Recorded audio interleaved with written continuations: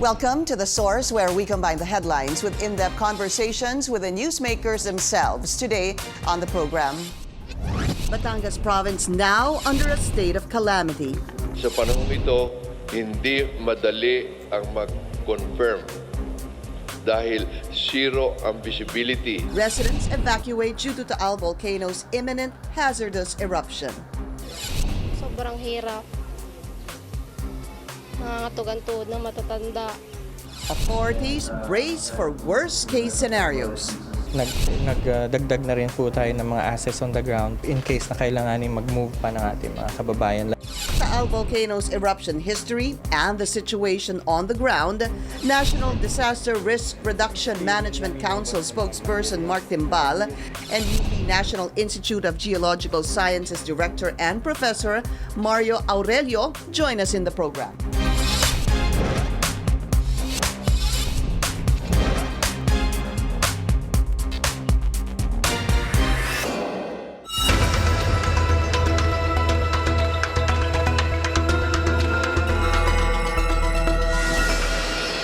Thank you for joining us. I'm Pinky Webb. Activity from Taal Volcano remains unpredictable. Thousands of Batangas residents have been moved to safer ground as the entire province has also been placed under a state of calamity. Carolyn Bonquin joins us live from Batangas City. She is in one of the evacuation centers over there. Carolyn, tell us the situation there now. Hi, Pinky. Everyone involved in disaster response operations are currently meeting here at the capital today to discuss the possible measures to take if the Taal Volcano has a major destructive explosion. It was reported here a while ago that over 33,000 residents are staying in 124 evacuation centers across the province. Earlier, Governor Dodo Mandanas went around to talk to the evacuees. He asked them not to return home until it's been declared safe to do so. The governor also clarified reports that they had left animals to die. Mandanas said that they've been warning people, ordering them to evacuate and if needed with their animals, but they refused to do so and waited until the last minute. President Duterte is expected in Batangas this afternoon. He's planning to visit an evacuation center here and help distribute relief items as well as meet with disaster officials. Thank you. Carolyn, many residents are obviously worried about their livelihood and their houses. That's why some of them keep wanting to go back. What's the government's plan, if any, right now about their housing and livelihood after this calamity? Governor Mandanas said that they already have a housing project in Balete for those living in high-risk areas. They are looking also for funds to help residents repair their homes. He also said that he will ask the President Duterte to give them additional funds so they can at least provide livelihood loans for those affected. Thank you. Thank you, Carolyn Bonquin, reporting to us from Batangas City. And joining us here in the studio, UP National Institute of Geological Sciences Director and Professor Mario Aurelio. Director, good to have you. Welcome to the show, sir. Good morning, Pinky. We're still on alert level 4. That's right. Some people are asking, mula ho kasi March 2019, Taal Volcano was on alert level 1. That's right. And then when it erupted, when steam came out of the volcano, from alert level 1, would it be right in probably 24 hours, naging alert level 4? That's right. It progressed very quickly. That's Is right. is that normal? Well, even FIVOLCS admits that it's quite the escalation from alert level 1 at around 11 in the morning of January 12 to alert level 4 at about 7 o'clock, so that's even less than 24 hours actually, was unexpected. And as you mentioned, since March of last year, March 2019, it was already on alert level 1 because of the observations of frequent seismicity from time to time and the elevation of the other parameters, for example, the sulfur content and the carbon dioxide emissions. So yes, indeed, the escalation from alert level 1 to alert level 4 within the same day was quite unusual. If you look at for example, the previous eruptions, I think the escalation was not that quick or rapid.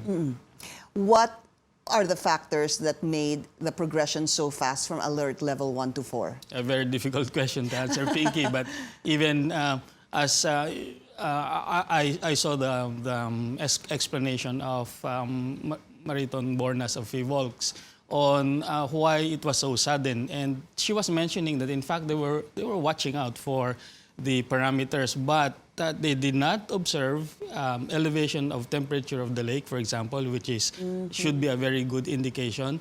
They did not observe elevation of concentration of the other parameters like carbon dioxide emissions and sulfur content of the lake itself. So prior to the eruption, there were no signs, direct signs at all of an activity. And initially, it started out as a phreatic explosion. Yes. So what you're trying to say, Director, is in the lake, you can actually measure some These sort of parameter to Yes. find out that it seems like there's more activity happening to be able to raise the alert level. Yes. You know, I asked that also, Director, because it happened on a Sunday, and there are a number of people who actually make their way to Taal Volcano. Right. They hike that, and then when they go on top, sir, tinitingnan lang nila yung baba. Yung nakikita natin palagi is... Actually, we bring our students there. We go into the crater. Bumababa pa kayo Kung doon. walang alert level.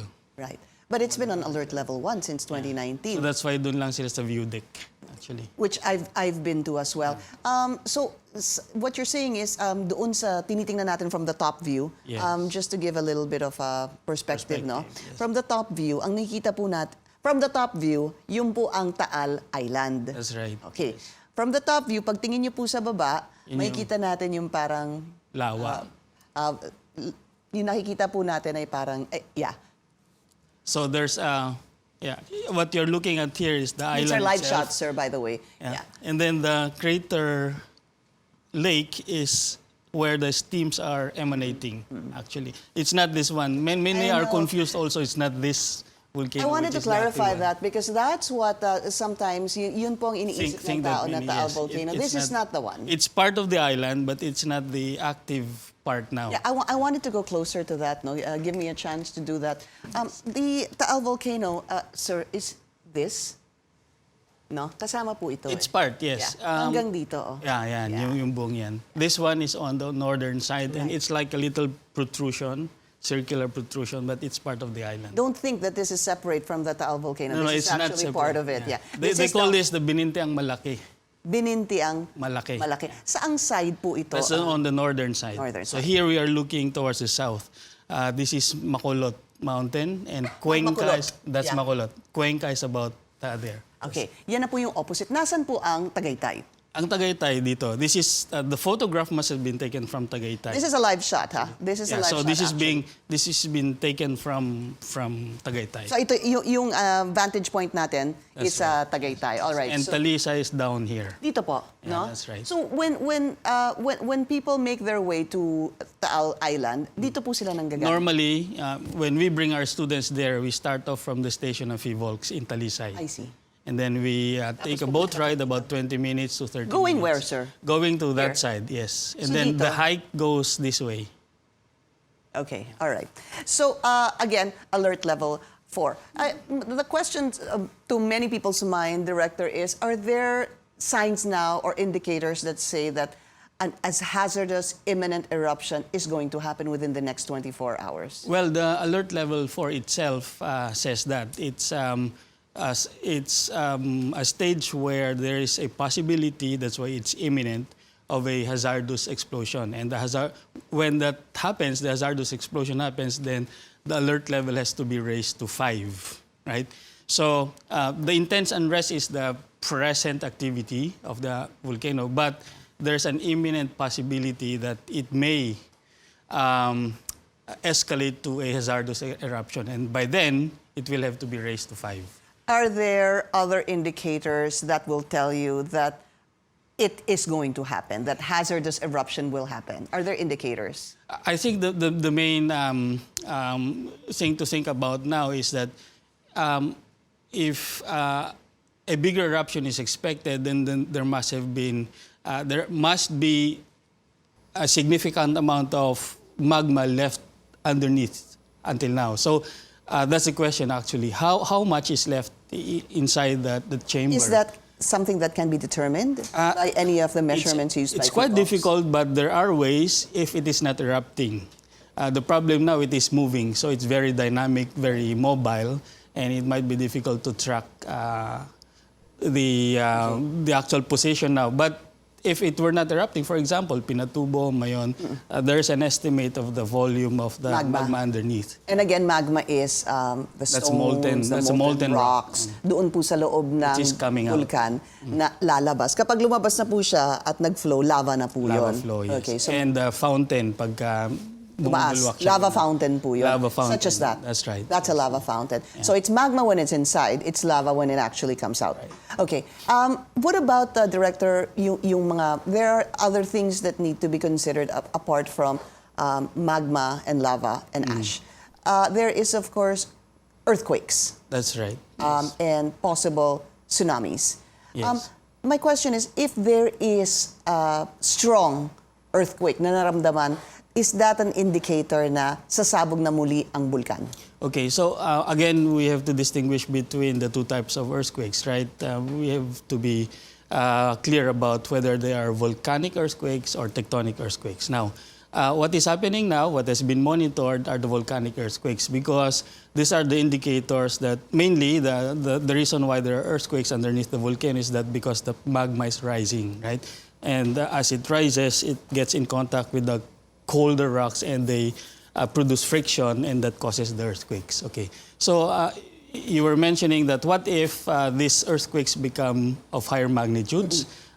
If they are volcanic earthquakes and they are of relatively high magnitudes, then they indicate that there is a larger magma, there's a larger body of magma rising.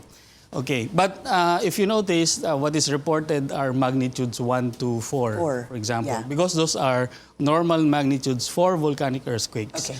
For tectonic earthquakes, magnitude 4 is very small, right? It cannot rupture the ground, it cannot cause destruction. And you can possibly not even feel that. You cannot even possibly feel All it. right, I want to show you later after the break this video taken by Carolyn Bonkin, our correspondent there. May nakita ho kasi siyang bitak dyan. This was yesterday. Is this on the volcano island? This was in the perimeter of Argoncillo, and I believe this was San Nicolas. I'm going to verify that after the break. We'll be talking about this after the break, and of course, what else to expect in the coming days. This is The Source on CNN Philippines. Please stay tuned.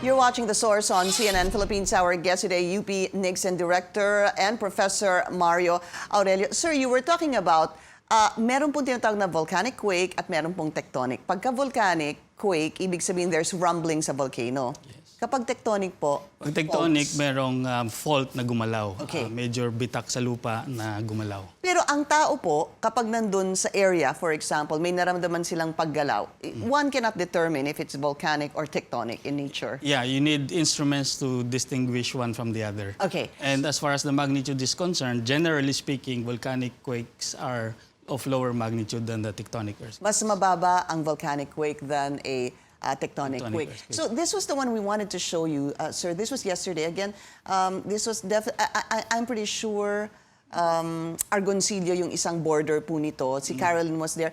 Itong, I know it might not be very easy, sir, because syempre we're just seeing videos. But what do you see from a situation like this? Ano ho ba? What is that? Bakit po tumaas na yung Well, isang... obviously something happened to the ground. So in general, tawag namin dyan ground deformation. No? So it could be, I can imagine this would be on the outer coastal areas of the bigger lake, right? Not on the volcano island. Hindi po. So if this type of ground deformation is natural, because it could be also due to a reaction of cement, for example, simply breaking due to temperature. But assuming that it is the ground moving, then I think it's a quite significant event that has to be investigated. I guess I guess, sir, as a regular viewer, no, parang kapag tingnan ko, medyo nakakatakot ho kasi parang ang taas ng inakyat nung Right. And there's opening, if you notice. There's maraming there's bitak, opening. maraming cracks. Yes. And I know that Carolyn yesterday was telling me that, there were also videos of the houses na marami na ring cracks. You were talking about the Batangas quake back in 2017, sir. That's right. Nagkaroon ho ba yun ng epekto? What is the effect of an earthquake to a possible volcanic eruption? Okay. Since about 15, 20 years now, there's this concept in the relationship between earthquakes and volcanic eruptions we call under the principle called column stress transfer. And I also explained this during certain interviews in relation to the Cotabato earthquakes, because if you remember, the epicenters of those earthquakes in Cotabato were very close to Mount Apo. And there was a concern whether those earthquakes, which were very significant because of the magnitudes and the number of them, there were at least 5 of magnitude 6. And if there's a possibility of reactivating Mount Apo, which is a very big volcano. Now, what happened here in 2017, and if we can show the Let's map. show the map. In 2017, between April 4 and April 8, there was a series of earthquakes that happened in the Mabini area, if I can stand. Yes, sir. In the Mabini area, which is not very far away from Taal Volcano and the Taal Caldera.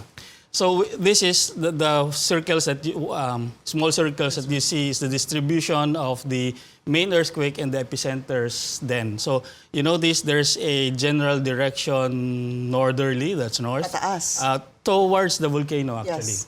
And the other thing that you notice here, there are colors. Those colors correspond to what we call the amount of increase or decrease of stress whenever a fault moves. The principle lies in this mechanism. When a fault moves, it releases stresses, right? But those stresses do not disappear. They simply transfer to other places. I see. So when they transfer to other places, we can determine where approximately they would be and what would be the effect. So anong ibig sabihin nun? Anong ibig sabihin nung what was the effect of that quake in 2017 moving Relative to Taal now. Yeah. Okay, so you notice in this map, the red colors, which are the increases in stress, are towards Taal Volcano. yung pula? There's another direction actually to the south, towards Mindoro Island. But relative to the discussions now, it would be more relevant to speak of the red colors towards Taal Volcano. That figure there is a cut going from A to B. It's a cross-section into the earth. Yes. And you notice that the red colors are going towards Taal. underneath Taal Volcano. And you can imagine there's a magma chamber underneath there. So, sa madaling salita, yung earthquake po that caused stresses, parang it was transferring sa almost closely sa ilalim po ng Taal Volcano. Right. And when we talk about Taal Volcano, we're talking about the caldera, the big one. The big one, and also the main island now. Main island, yung nakikita po nating maliit. Yes. Okay. So what happens if the stresses are increased underneath the volcano? Right. So the effect of, assuming this is correct, we are not very sure yet, but assuming that this model is correct, then the effect of the stress increase to the magma chamber would be to further increase the stresses within the magma chamber and therefore mobilize the magma. Yeah, okay. So now that we are on alert level 4 still, an eruption again, because nagkaroon na po ng eruption. That's right. Nagkaroon na po ng eruption since the steam, that was an eruption itself, no? Are we expecting, hindi can an eruption happen now, in 6 months, or in 1 year? Ganun ho ba yan? There's no telling. Yeah, it's very difficult to tell again, but even Fivos gives a range. And they mentioned about the events in 1754, which happened for about 6 to 7 months. That's the longer, shall we say, range. But the shorter range would be the 1977 eruptions, which brought lava on the southwest flank in Mount Tabarro, but only for a few days. So we are looking at a few days to several months. Yeah. And exactly, sir. There's no telling. If there is a minimum, the minimum is it can happen now, or it could have happened yesterday. until what? Possibly 6 to 7 6 to months 7 from months, now. yeah. Until they measure that the volcanic activity has decreased, hence an alert level reduction will happen. That's right. Right. Yes. We'll be taking another short break. We'll talk about the government efforts to help the Taal Volcano evacuees. This is The Source on CNN Philippines. Please stay tuned.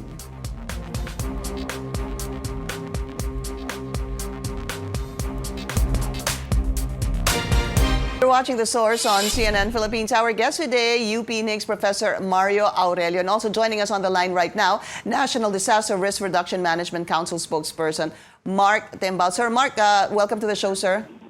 Ma'am Pinky, good morning, and to your other guests there, good morning. Please update us, sir, on the latest sa NDRRMC. Opo, currently po, we're still at alert level 4 dito po sa Taal Volcano operations natin.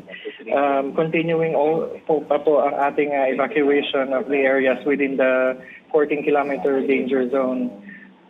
We have so far 18,000 evacuated individuals in the 118 evacuation centers as of this morning's report. So far po, ang ating volcano island is completely empty of people now. Okay. And the immediate lake shore po is empty as well. Pero we're pushing all our residents further inland para hindi po maabot ng material from the volcano in case of increase in volcanic activity. What are the bigger problems or the challenges you're facing right now, sir? So far in the evacuation, the only thing that we encountered is when kapag meron pong heavy ashfall, nagre-zero visibility po, kaya pinipigilan po muna natin yung mga transports natin for the evacuation. We only allow them to continue once the ashfall subsides. Opo. Meron ho bang papaano yung mga kababayan natin na gusto po at nagpupumilit bumalik dahil gustong maisalba kung anong pwede nilang maisalba? Usually po kasi pag sinabi pong mandatory evacuation, Ma'am Pinky, hindi na po talaga pinapayagan bumalik. Although Pero may I've nakakabalik, encountered sir. in some of the recent reports, yes po, na may mga residents na pinapayagan ng local government na magsibalikan to check on the residences pag umaga.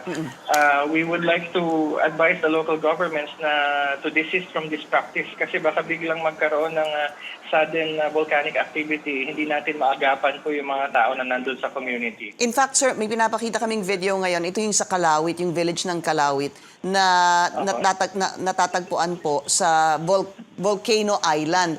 May ilan pong nakabalik kahapon para i-check po yung kanilang mga ari-arian, and this is what ito ang kanilang nadatnan. So meron ho talaga nakakabalik, and when you talk about that, that's the Volcano Island itself, sir.